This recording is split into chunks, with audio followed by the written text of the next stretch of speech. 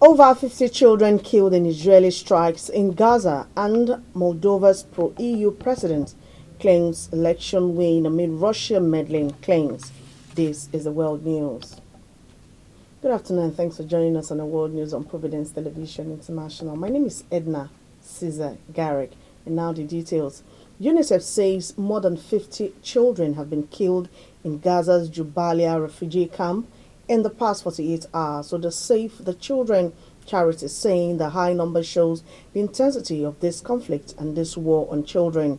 More than 16,700 children have been killed in Israel's assault on Gaza since October last year, according to Palestinian officials. More than a third of the overall death toll of 43,341 confirmed by health authorities.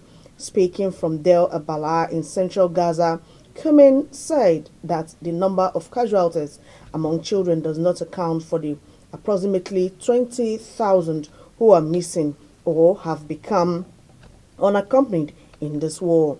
Israel have killed more than 1,000 people during this month-long violent siege of Gaza's north, during which it has blocked the entry of food and medical aid and crippled health facilities.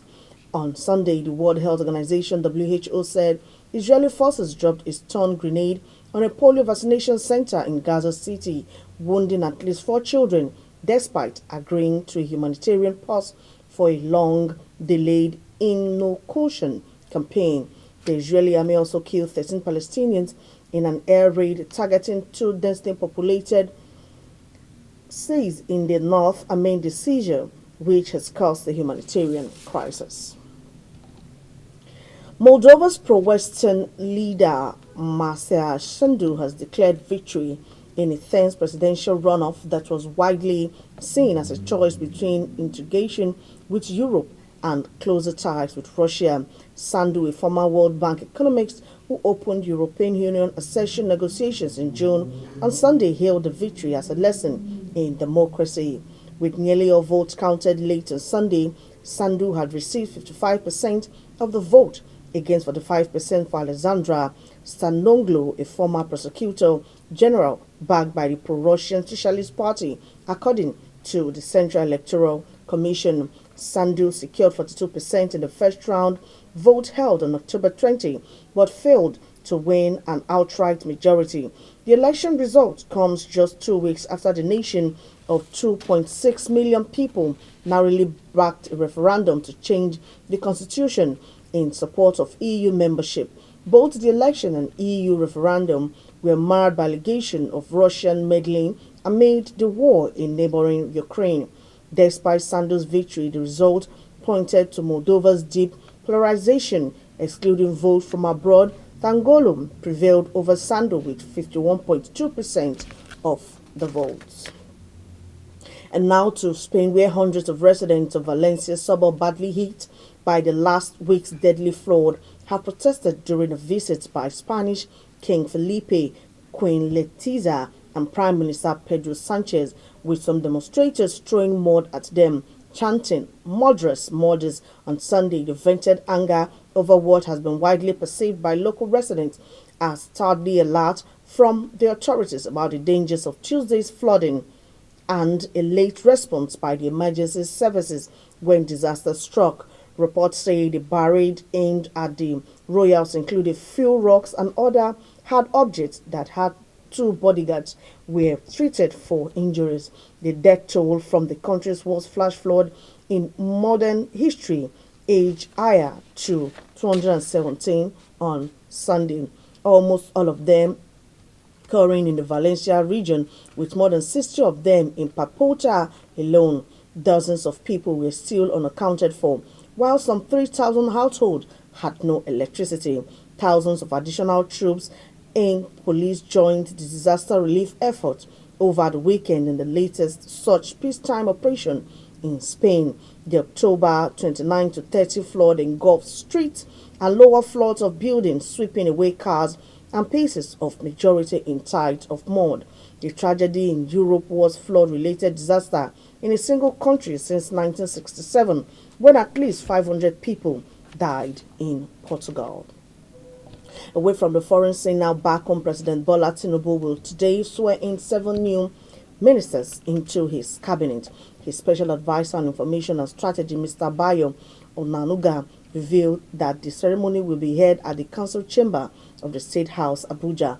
The ministers are Netewe Yewada, Minister of Humanitarian Affairs and Poverty Reduction, Muhammadu Mega Dandyadi, Minister of Labour and Employment, Bianca Odinaka Odumegu Ojuku, Minister of State Foreign Affairs, Dr. Jumoke Oduwole, Minister of Industry, Trade and Investment, Dimokta Maiha, Minister of Livestock Development, Yusuf Abdullahi Atta, Minister of State Housing and Urban Development, and Dr. Suwaiba Sahid Ahmed, Minister of State Education. The Senate cleared ministers last week in major cabinet reshuffle on October 23rd, with President Tinubu approving the reassignment of 10 ministers, discharged 5 others, and nominated 7 new ministers. On October 31st, the Senate confirmed all 7 nominees after screening. Following the verdict delivered by the Confederation of African Football in response to the complaints lodged by the Nigerian Football Confederation over the recent inhumane treatment meted out to the Super Eagles in Libya, members of the Nigerian community in Libya have reported mass arrests and fines. Displeased with verdict, the Libyan Football Federation President Nasser al-Suwali described it as unjust and malicious, alleging that the NFF influence within CAF played a major role in the outcome. The Nigerian football team was held at the Al Aprak airport in eastern Libya for over 90 hours upon arrival for second leg of the 2025 African Cup of Nations qualifier between the Super Eagles and Libya national team. Development sparked widespread outrage, forcing the NFF to withdraw the Super Eagles from the qualifying match, while also filing an official complaint to CAF. In its ruling on Saturday, October 26, the disciplinary committee of CAF awarded the Super Eagles of Nigeria 3 points and 3 goals for the abandoned match, and a fine of the $50,000 to be paid by the LFF within 60 days of the notification of the decision. The Nigerian police force have arrested 130 suspects for high-level cybercrime. Among suspects are 130 foreigners, comprising 87 males and 26 females from China and Malaysia. The force spokesperson Muyiwa Adejobi disclosed on Sunday that 17 of the suspects were Nigerians. He said the suspects were arrested at a building at Cash and Carry area in the Jahi area of the Federal Capital Territory.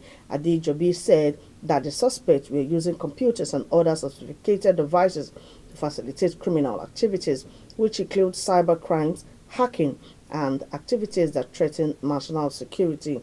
Adejobi also stated that the police were analyzing the exhibit recovered from the suspects and stated that the suspects will be charged in court upon the conclusion of their investigation.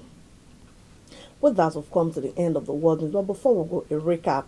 We brought you the story from Spain, which said hundreds of residents of Valencia suburb, badly hit by last week's deadly flood, have protested during a visit by Spanish King Felipe, Queen Letizia, and Prime Minister Pedro Sanchez, with some demonstrators throwing mud at them. And Moldova's pro-Western leader Maya Sandu has declared victory in a tense presidential runoff that was widely seen as a choice between integration with Europe and closer ties with Russia. And finally, Unicef says more than 50 children have been killed in Gaza's Jabalia refugee camp in the past 48 hours, with the Save the Children charity saying the high number shows of the intensity of this conflict and this war on children. More than 16,700 children have been killed in Israel's assault on Gaza since October last year. That's our package. Thanks for watching. Edna Sazagarik is my name. Good afternoon.